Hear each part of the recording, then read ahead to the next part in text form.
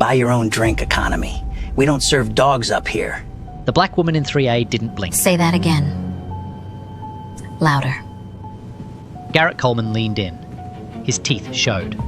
I said, dogs don't get champagne.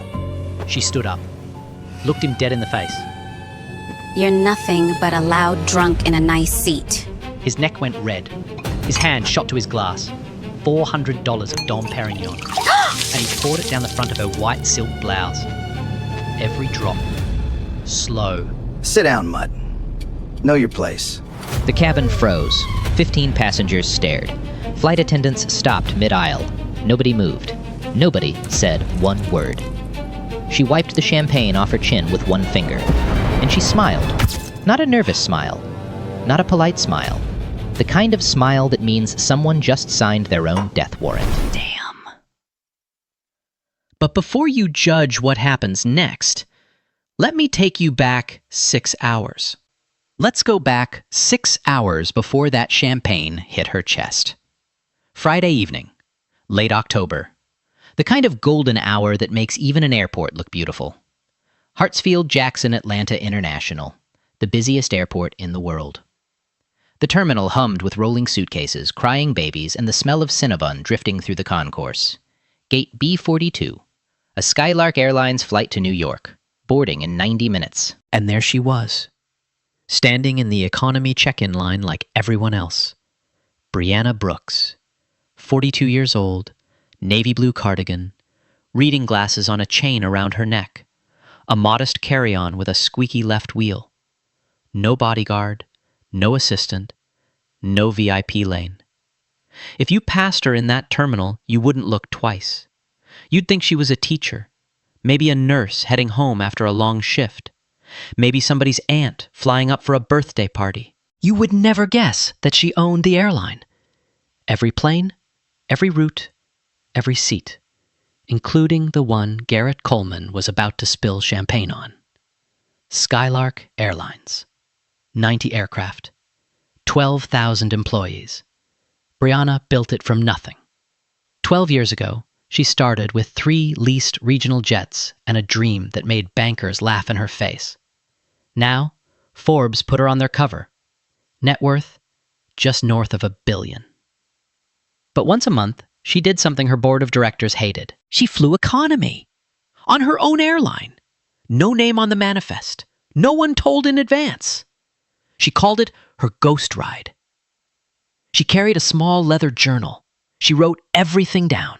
Were the bathrooms clean? Did the gate agents smile? Was the coffee hot? Was the boarding process smooth? Last month, her ghost ride notes led to new seat cushions across the entire fleet. The month before that, she fired a catering manager who'd been cutting portion sizes to save 12 cents per meal. This was how she built Skylark. Not from a corner office. From row 34. She pulled out her phone and texted her general counsel, Raymond Torres. Boarding soon. Row 34C. Testing the new snack service. Pray for me. He replied with a laughing emoji and 2 words. Godspeed. She smiled, tucked her phone away, and watched the gate fill up. Now let's meet the other side of this story. A black Escalade pulled up to the curbside drop-off. The door opened before the driver could get out. Garrett Coleman stepped onto the curb like he owned the concrete beneath his feet. Mid-50s, silver hair slicked back. A navy blazer that cost more than most people's rent. He snapped his fingers at the curbside porter. Hey, bags! Careful with the leather one. The porter loaded the luggage onto the cart. Garrett watched him like a hawk. Then he reached into his pocket, pulled out a crumpled $5 bill, and tossed it at the man's feet, not into his hand, at his feet. The porter stared at the bill on the ground. He picked it up without a word. Behind Garrett came his wife, Tiffany Coleman. Late 40s, blonde highlights, oversized sunglasses even though they were indoors. She was already recording a video for her social media. 12,000 followers who believed her life was perfect. Babe, say hi to the camera. Not now, Tiff. They swept into the first-class lounge like royalty entering a ballroom. Garrett grabbed a glass of champagne off the welcome tray without thanking the attendant. He sank into a leather chair, scanned the room, and said, not quietly, "The quality of people flying these days. Unbelievable." Tiffany laughed. She always laughed. That was the thing about Garrett. He wasn't some villain from a movie. He didn't twirl a mustache. He didn't plot evil schemes. He was something worse. A man who had never been told no. Not once in 55 years. He tipped badly. He spoke to waiters like furniture, and when he saw someone who didn't look like him in a space he considered his, something ugly crawled up from inside him. He didn't call it racism. He called it standards. The boarding announcement echoed through the terminal. First-class passengers first. Garrett adjusted his cufflinks and walked down the jet bridge like it was a red carpet. Brianna boarded 20 minutes later. Group 4. Middle of the pack. She didn't know his name yet. He didn't know hers. That was about to change. The flight was full. Every economy seat taken. Every overhead bin stuffed to the limit. The air smelled like recycled oxygen and cheap hand sanitizer. Brianna found her seat. Row 34C. Aisle. Right next to a teenager with headphones so loud she could hear the bass from 2 feet away. She smiled, tucked her carry-on overhead, and settled in. She opened her leather journal, wrote the date, wrote the flight number, drew a small line down the middle of the page. Left side for things that worked, right side for things that didn't. The seat cushion felt firm. Good. The overhead light worked. Good. The air vent above her was stuck. Not good. She wrote it down. Then the gate agent appeared in the aisle. "Ma'am, Brianna Brooks?" Brianna looked up. "Yes?" "We're overbooked in economy tonight. Our system has flagged you for a complimentary upgrade to first class, seat 3A. Would you like to move?" Standard Skylark protocol. When economy oversold, the system auto-selected passengers for upgrades based on loyalty points. The gate agent had no idea who Brianna was. She just saw a name on a screen. Brianna hesitated. Her ghost ride was supposed to be economy. That was the whole point. But then she thought about it. She hadn't audited first-class service in 3 months. Her journal needed those notes too. "Sure. Thank you." She grabbed her carry-on and followed the agent up the aisle. Past row 20. Past row 10. Through the curtain that separated economy from first class, and right into seat 3A, window side. The seat next to her, 3B, was already occupied. Garrett Coleman. He was leaning back with his eyes closed, a glass of pre-departure champagne resting on his armrest. His blazer was draped over the headrest like a flag claiming territory. His shoes were off. His socked feet were crossed at the ankle. When Brianna sat down, the leather seat creaked. Garrett opened one eye. Then both eyes. He looked at her the way you look at a stain on a white tablecloth. He didn't say anything. Not yet. He just pressed the call button above his head. One long press, the kind that says, "I need someone here now."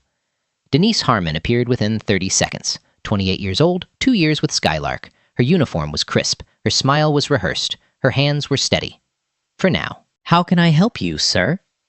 Garrett pointed at Brianna with his thumb, didn't even look at her. "There's been a mistake. This seat is first class." Denise glanced at Brianna, then back at Garrett. "Yes, sir, I'm aware. The passenger has a valid first-class boarding pass." "Valid? She just walked up from the back." "She received a complimentary upgrade, sir. It's standard procedure when economy is oversold." Garrett made a sound somewhere between a laugh and a grunt. "Standard procedure. Right." He shook his head and turned toward the window, but his jaw was tight. His fingers drummed the armrest. The vein on his temple pulsed beneath the skin. Brianna said nothing. She buckled her seatbelt. She opened her journal. She wrote, "First class seat. Comfortable. Legroom excellent. Crew response time. 30 seconds. Good." Denise moved to the galley. The pre-departure champagne service began. She started from row 1, pouring Dom Perignon into crystal flutes with a practiced hand. The golden liquid caught the overhead light. The cabin smelled like fresh bread and expensive perfume. When she reached row 3, she poured Garrett's second glass first. He took it without acknowledgement. Then she turned to Brianna. "Ma'am, would you like some champagne?" Before Brianna could answer, Garrett's hand came across. He placed his palm flat over the second glass. That's not for her. Denise blinked. I'm sorry? She's an upgrade. Upgrades don't get the full service. Everyone knows that. That was a lie. Skylark's policy was clear. Every first-class passenger received identical service, regardless of how they booked. Denise knew this. She'd trained on it. But the man in front of her was loud, aggressive, and staring her down like she owed him something. Brianna watched the whole thing. She saw Denise's hand tremble around the neck of the bottle. She saw the flicker of panic behind the young woman's eyes. So Brianna made it easy. It's fine. I'll just have water. Garrett smirked. He lifted his glass, took a long, slow sip while staring at Brianna over the rim. Across the aisle, Tiffany Coleman sat in 3C. She mouthed, "Oh my God," to Garrett with a grin on her face.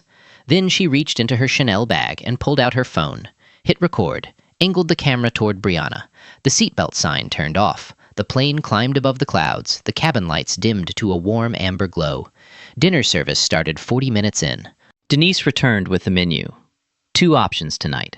Pan-seared filet mignon with truffle butter or herb-crusted salmon with roasted vegetables. Garrett ordered first. Filet, medium rare, and another glass. Denise nodded, turned to Brianna. And for you, ma'am? I'll have the filet as well, please. Garrett's head snapped sideways. There's only so many of those. Shouldn't the paying customers get first pick? The woman in seat 2A, white, early 60s, silver hair in a neat bun, turned around slowly. She'd been reading a novel. Now she wasn't. She is a paying customer. Garrett's eyes went cold. Mind your own business. The woman in 2A held his gaze for 2 full seconds. Then she turned back around, but her book stayed closed for the rest of the flight. Denise excused herself and walked to the galley. She stood behind the curtain where no one could see her. Her hands were shaking. Her eyes were wet. She pressed her palms flat against the steel counter and took 3 deep breaths. She'd dealt with difficult passengers before. Spilled drinks, rude comments, the occasional drunk who needed to be cut off. But this was different. This wasn't a complaint about cold coffee. This was a man who looked at another human being and decided she was less. And he did it calmly, casually, like it was the most natural thing in the world. Denise wiped her eyes, straightened her collar, and went back out. Brianna noticed everything. She said nothing to Garrett, but she opened her journal and wrote 3 words in the margin, underlined twice. Protect the crew. The cabin settled into the quiet hum of cruising altitude. Passengers ate, glasses clinked. The stars outside the window looked like scattered salt on black cloth. Then came the window shade. Brianna had hers open. She liked watching the night sky. The way city lights looked like circuits on a motherboard from 40,000 feet. The way the wing light blinked red every 2 seconds like a heartbeat. Garrett reached across her. Didn't ask, didn't warn. Just slammed the shade shut with a flat palm. The plastic rattled. Glare's bothering me. Brianna waited 1 beat. Then she reached up and slid it back open, slowly. I prefer it open. He turned to face her fully for the first time, squared his shoulders. His voice dropped to something low and jagged. You don't want to make this a problem. She didn't move, didn't blink, didn't shift a single inch in her seat. It's already a problem. The temperature between them dropped 10 degrees. The passenger in row 5, a young man in a college hoodie, quietly raised his phone beneath the seat in front of him. He hit record. The red dot blinked in the dark. Garrett turned away first. He flagged Denise for another drink, his third.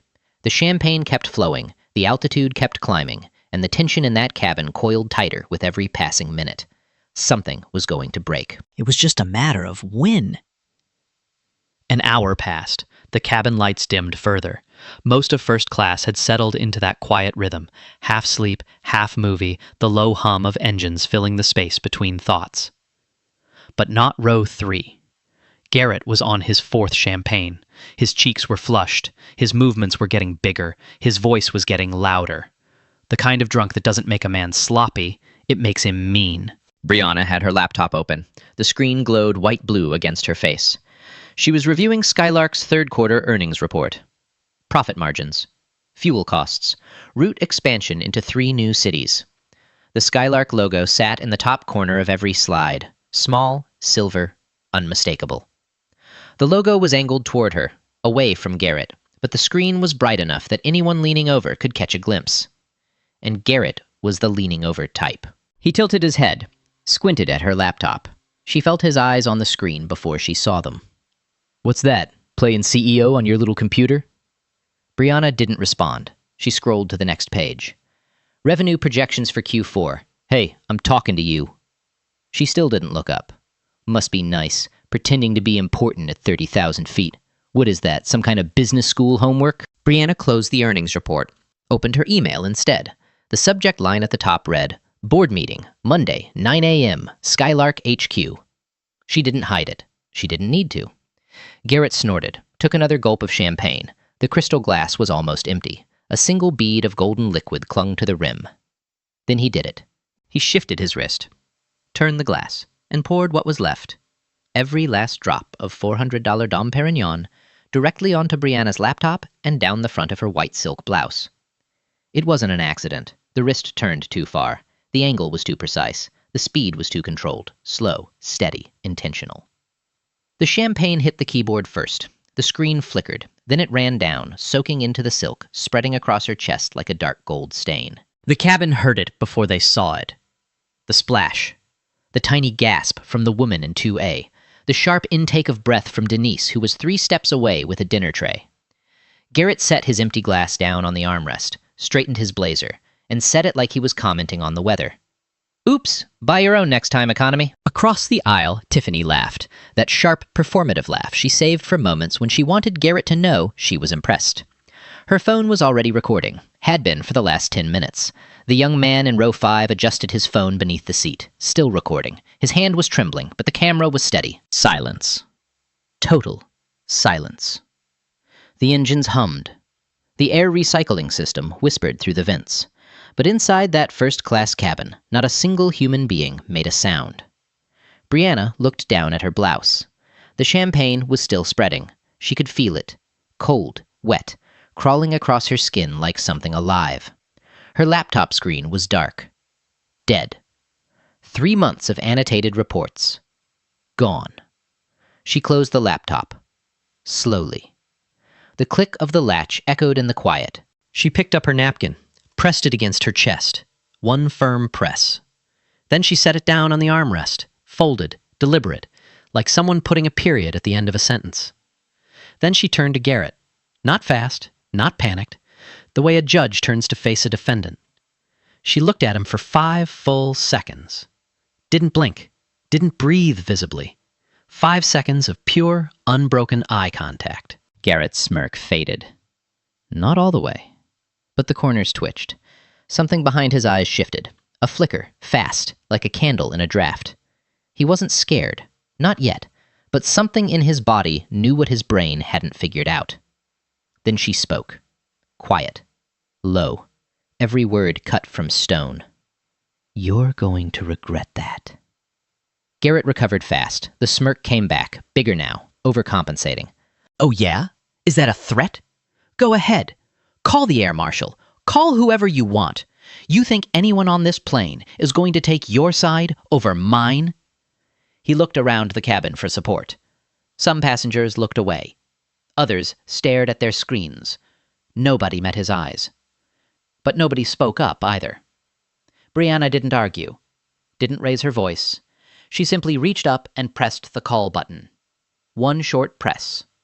Calm. Denise appeared in 4 seconds. Her face was tight. Her notepad was trembling in her hand. Brianna looked at her. Not through her. At her. "Denise, could you please ask the captain to come to the cabin when he has a moment? Tell him Brianna Brooks would like a word." Denise's lips parted. Her pen slipped from her fingers and hit the carpet without a sound. Brianna Brooks. The name hit her like ice water. She'd seen it on every paycheck she'd ever received. She'd seen it on the plaque in the Skylark Training Center. She'd seen it on the Forbes cover pinned to the break room bulletin board. Brianna Brooks. Founder. CEO.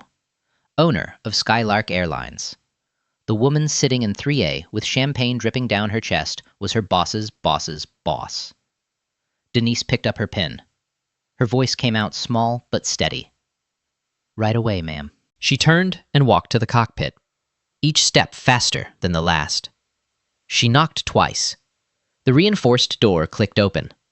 Captain Ellis Moore looked up from the instrument panel.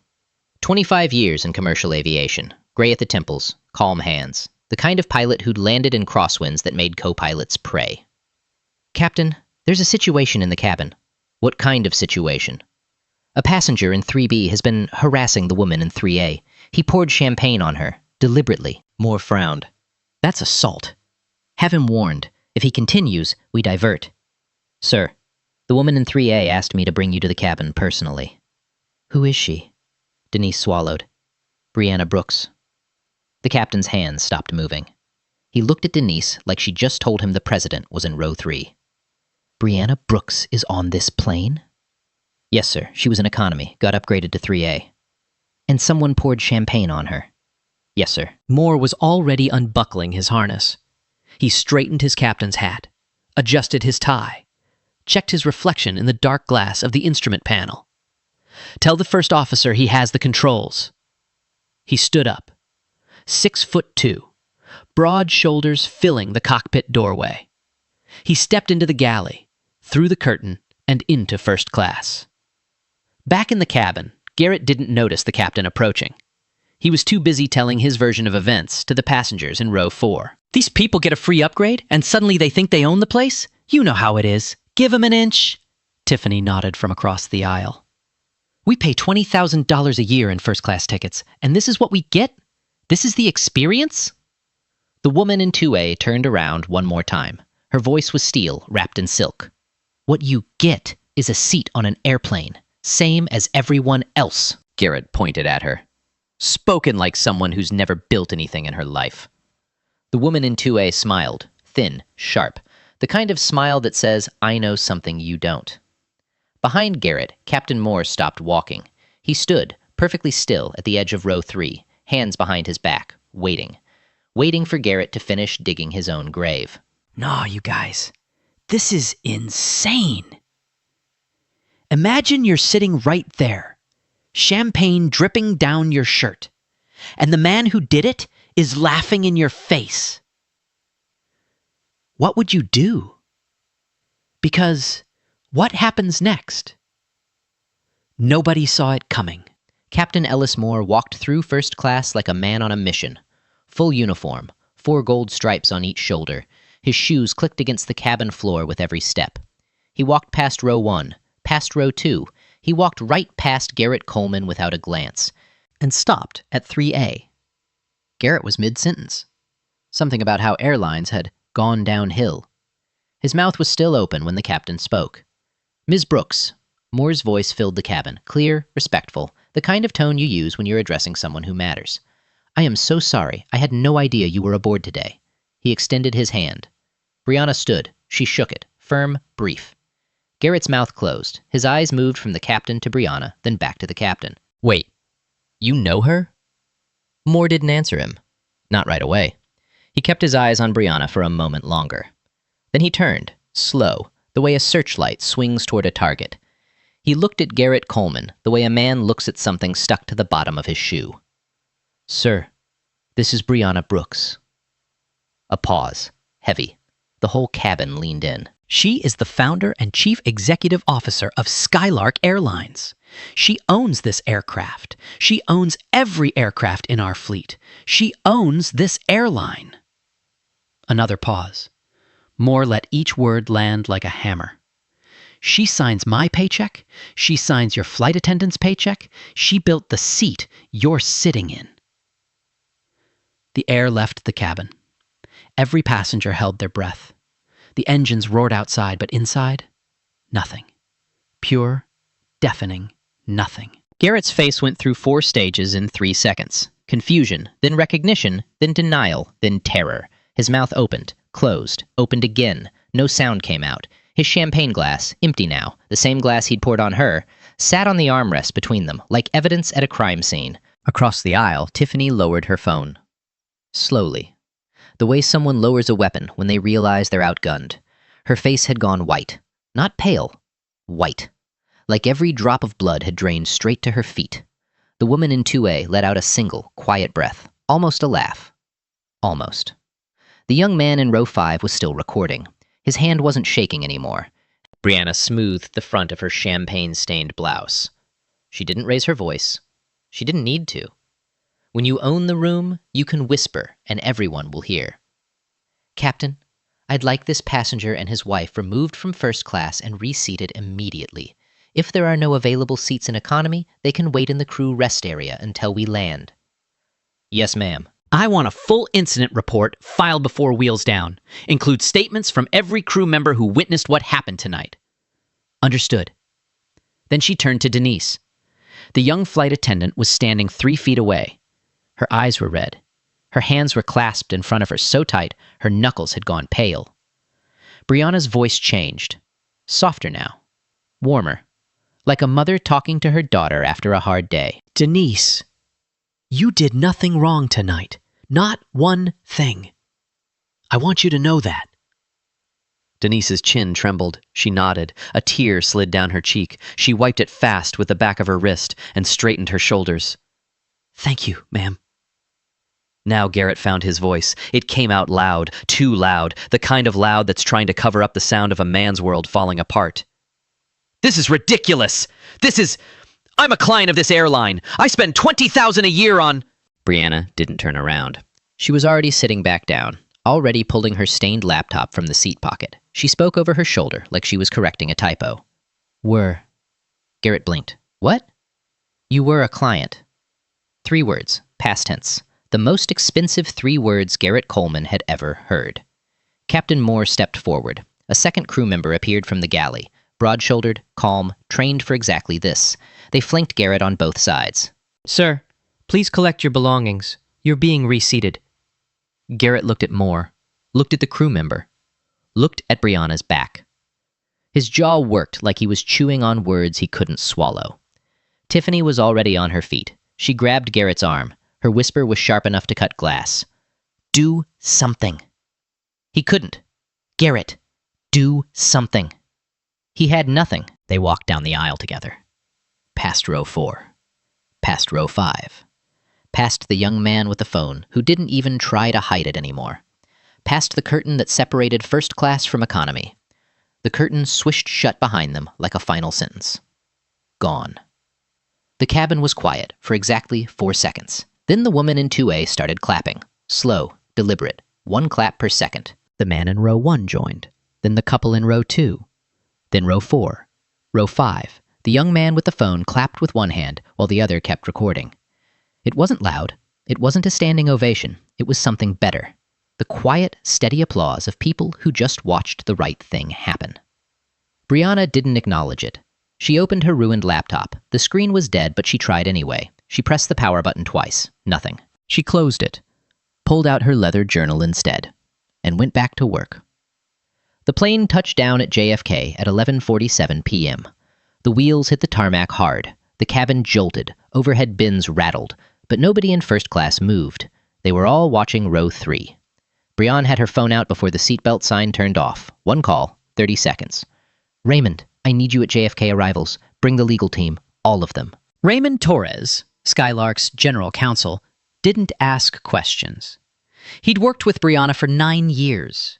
When she said all of them, she meant all of them. 20 minutes. Make it 15. She hung up. The jet bridge connected with a dull metallic thud. The cabin door opened. Cold New York air rushed in, carrying the smell of jet fuel and rain-soaked concrete. Garrett and Tiffany were escorted off first, not by a flight attendant, by airport security. 2 officers in black uniforms standing at the cabin door when it opened. Captain Moore had radioed ahead 20 minutes before landing. Garrett walked up the jet bridge with his blazer wrinkled and his jaw clenched. Tiffany walked 2 steps behind him, clutching her Chanel bag like a life raft. Neither of them spoke. The other passengers deplaned behind them. Every single one of them watched the Colemans walk past with security on each side. Some shook their heads. Some whispered. The young man from row 5 had already uploaded the first 15 seconds of his video to Twitter. At the end of the jet bridge, Garrett tried one last card. He stopped walking, straightened his blazer, looked the security officer dead in the eye. I manage a $2 billion fund. Pinnacle Capital Group. You know the name. You don't want to do this. The officer's face didn't change. Not even a flicker. Sir, please keep walking. Garrett kept walking. In the arrivals hall, Raymond Torres was already there. Gray suit, leather briefcase, 2 junior attorneys behind him. He spotted Brianna coming through the gate and met her halfway. How bad? He poured champagne on me. Deliberately. Called me an animal. In front of the entire cabin. Raymond's jaw tightened. He opened his briefcase and pulled out a yellow legal pad. Witnesses? 15 at least, plus 2 recordings that I know of, one from his own wife. Raymond wrote fast, his pen scratched against the paper like it was angry. We'll have a formal statement drafted by morning. Within 3 hours, Skylark Airlines' crisis PR team had a statement live on every platform. Skylark Airlines has zero tolerance for harassment, racial abuse, or assault against our passengers and crew. The individuals involved have been permanently banned from all Skylark flights, effective immediately. This ban is irrevocable. Denise Harmon received a formal commendation from the airline before sunrise. A handwritten note from Brianna was attached. It read, "You stood your ground when it mattered. Skylark is lucky to have you." Denise was given a week of paid leave and a direct phone line to HR if she needed anything. But the real storm was just beginning. The video hit the internet at 12:15 a.m. The young man from row 5, a 21-year-old college student named Jake, posted the full 4-minute clip with one caption. This man poured champagne on a woman who owns the airline. By 1 a.m., it had 500,000 views. By 3 a.m., 2 million. By sunrise, 4 million. Climbing. The hashtag #BuyYourOwnEconomy was trending #1 nationally, #3 worldwide. Every major news outlet picked it up. CNN, MSNBC, Fox, ABC. The clip played on a loop. Garrett's wrist turning, the champagne falling, Brianna's face perfectly still. Then the captain's voice. She owns this airline. Comment sections exploded. Tens of thousands of replies.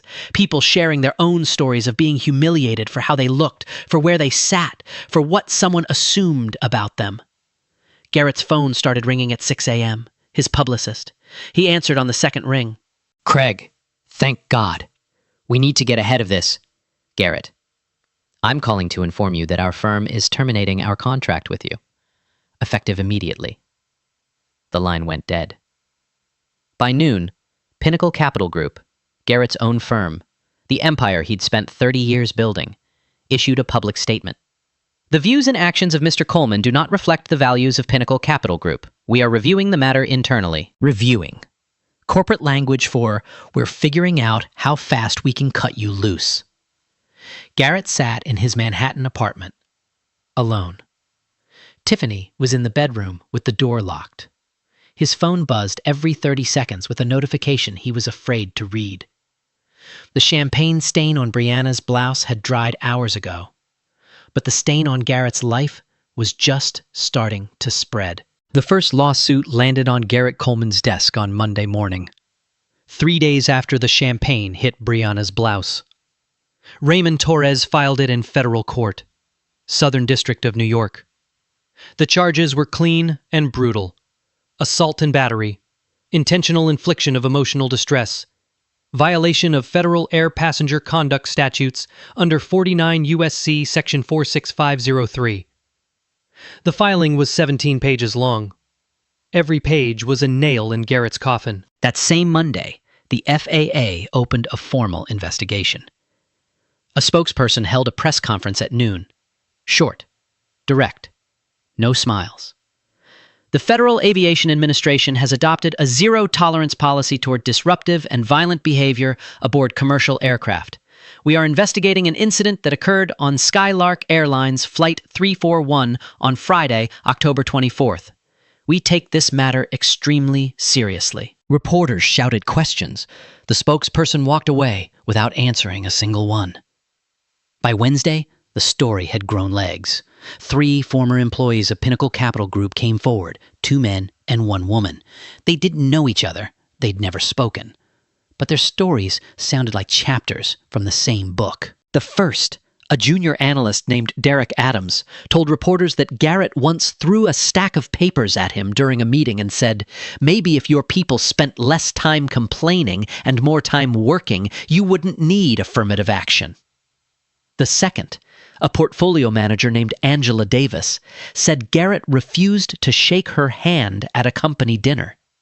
He told the person next to him, loud enough for her to hear, "I don't do that." The third, a compliance officer named Stephen Wallace, described a culture of fear. If you weren't white and male, you kept your head down. That was the unwritten rule. Everyone knew it. HR knew it. Nobody did anything. A separate employment discrimination lawsuit was filed by Thursday. Class action. 7 plaintiffs. Pinnacle Capital Group's board held an emergency session that Friday. Behind closed doors. The meeting lasted 4 hours. When the doors opened, a 1-paragraph statement was released. Garrett Coleman has been placed on indefinite administrative leave, effective immediately. The board is conducting a thorough internal review of workplace culture and practices. Administrative leave. The corporate version of putting someone in timeout while you figure out how to fire them legally. But the money was already moving. 2 of Pinnacle's largest institutional investors, a state pension fund and a university endowment, pulled their assets within 48 hours. Combined total, $600 million. Gone. The pension fund manager gave a single quote to the Wall Street Journal. "We cannot entrust public retirement funds to a firm led by an individual who demonstrates this level of moral failure." Tiffany Coleman's world collapsed in parallel. Her 12,000 social media followers shrank to 3,000 in a week. Brand deals disappeared overnight. The organic skincare company dropped her first, then the luxury handbag line, then the boutique hotel chain that had been paying her to post poolside photos. She deleted her accounts on Tuesday. By Wednesday, someone had archived every post, every champagne selfie, every comment where she'd laughed at someone beneath her. The internet doesn't forget. It just bookmarks. The civil trial began 6 weeks later, fast-tracked. The judge cited overwhelming public interest and the clarity of video evidence as grounds for an expedited hearing. The courtroom was standing room only. Reporters filled the gallery. 2 sketch artists sat in the front row. The air smelled like old wood and new tension. Brianna took the stand on day 1. She wore a navy blue suit, no jewelry. Her voice was steady from the first word to the last. She described the flight, the champagne service, the insults, the window shade. She described the moment Garrett poured the Dom Perignon on her blouse. She described the smell of it, the cold, the way it felt crawling down her skin. Then the prosecutor asked, "Miss Brooks, why do you believe the defendant targeted you?" Brianna paused. 3 seconds. She looked at Garrett, sitting at the defense table in a suit that didn't fit as well as it used to. And then she looked at the jury. This wasn't about champagne. This wasn't about a seat. This was about a man who looked at me and decided I didn't belong. Not in first class, not in his space, not anywhere near him. He didn't see a CEO. He didn't see a businesswoman. He saw a black woman. And in his mind, that was enough to make me less. The courtroom was silent. One juror, a woman in her 50s, wiped her eye with her thumb. Garrett took the stand on day 2. His attorney had prepped him for hours. Stay calm. Be remorseful. Don't get defensive. He lasted 11 minutes. Under cross-examination, the prosecutor asked one question that broke him open. "Mr. Coleman, when you first saw Ms. Brooks in seat 3A, you pressed the call button and told the flight attendant there had been a mistake. Why did you assume she didn't belong there?" Garrett's mouth opened, closed, opened again. She came from economy. I saw her walk up from the back of the plane. You saw dozens of passengers board that day. Did you question anyone else's seat assignment? Silence. Mr. Coleman? No. What was different about Ms. Brooks? His attorney objected. The judge overruled. What was different about Ms. Brooks, Mr. Coleman? He didn't answer. He didn't have to. Every person in that courtroom already knew. The jury deliberated for 4 hours. They came back with a unanimous verdict. Liable on all counts. Garrett was ordered to pay $1.2 million in compensatory and punitive damages. The judge, a 63-year-old veteran of the federal bench, read his closing statement without looking at Garrett once. This case represents a textbook example of racialized entitlement, the belief that one's wealth or appearance grants authority over another human being. The court finds this conduct not merely offensive, but dangerous. 2 weeks later, the FAA referred the case for federal criminal charges. Disruptive behavior aboard a commercial aircraft. Garrett's attorney negotiated a plea. No contest. The sentence, 6 months of community service, a $50,000 fine, a 3-year ban from all commercial aviation in the United States. And Pinnacle Capital Group made it permanent. Garrett was terminated.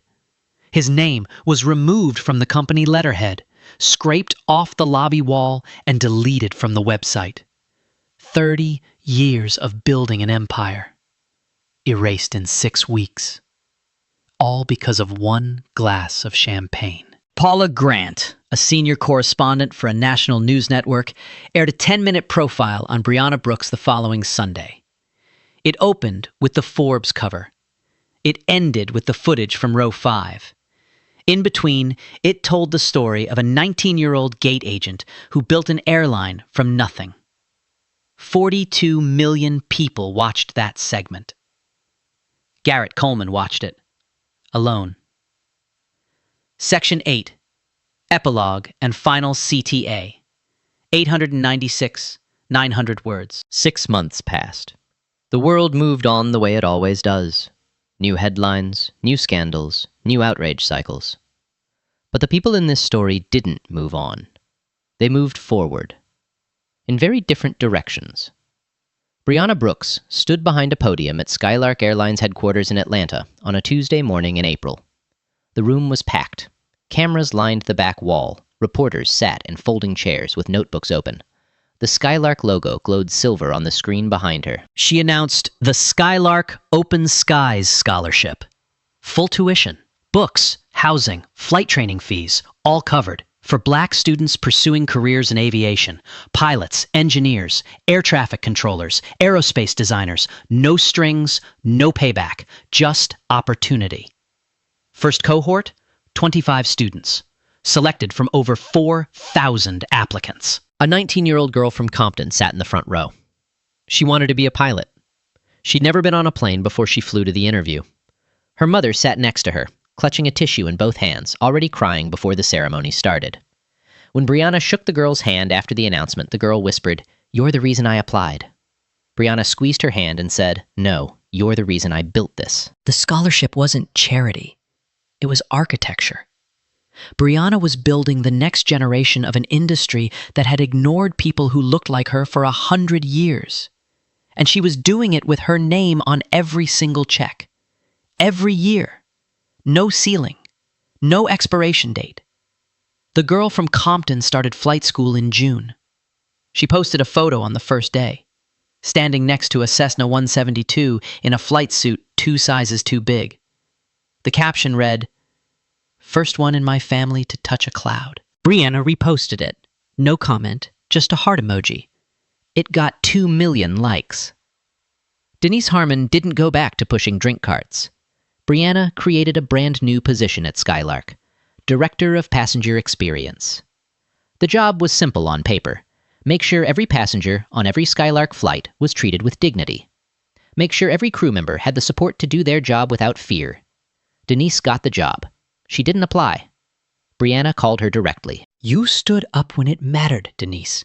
I need someone who does that every day. Not once. Every single day. Denise said yes before Brianna finished the sentence. Her first act in the new role was implementing a crew protection protocol, a system that allowed any flight attendant to flag abusive passenger behavior in real time, triggering immediate intervention from senior crew. No more freezing. No more swallowing tears behind the galley curtain. No more choosing between your dignity and your paycheck. Skylark adopted it fleet-wide within 60 days. 3 other airlines contacted Brianna's office asking for the framework. She gave it to them for free. Garrett Coleman's life looked very different in April. No corner office, no $2 billion fund, no first-class lounge, no black Escalade. The man who once threw $5 bills at Porter's feet was now working at a regional financial advisory firm in Stamford, Connecticut. Small office, shared parking lot, a desk by the window that looked out at a strip mall with a nail salon and a sandwich shop. His name still pulled results on Google. Every single one of them was bad. The video, the trial, the verdict, the Paula Grant segment. Page after page after page, a digital monument to the worst moment of his life. The moment he chose to be cruel to a stranger because of the color of her skin. He didn't do interviews. He didn't make statements. His attorney had advised him to stay invisible for at least 2 years, maybe 5, maybe forever. Invisibility.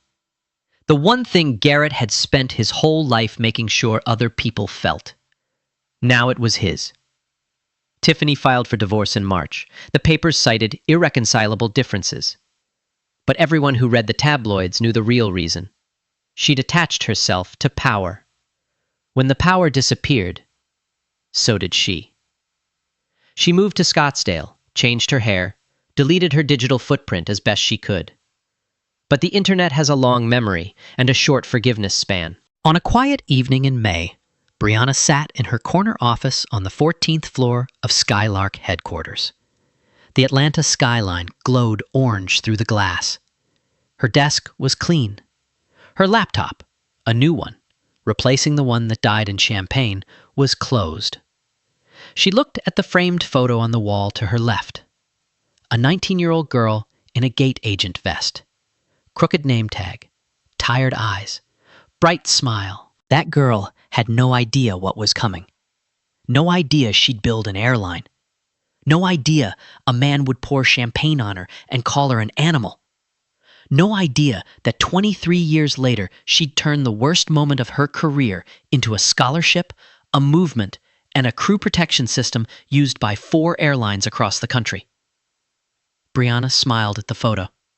The same smile she'd given Garrett on the plane, but softer now, warmer. The smile of a woman who had nothing left to prove. Outside the window, a Skylark 737 lifted off the runway. Its wing light blinked red against the purple sky. Once, twice. Then it disappeared into the clouds. Man, this story is fiction. But that feeling of being judged before you even open your mouth, that's real.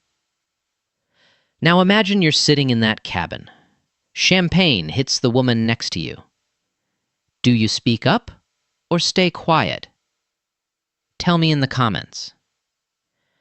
And if this one hit you, like, share, subscribe. I'll see you in the next one.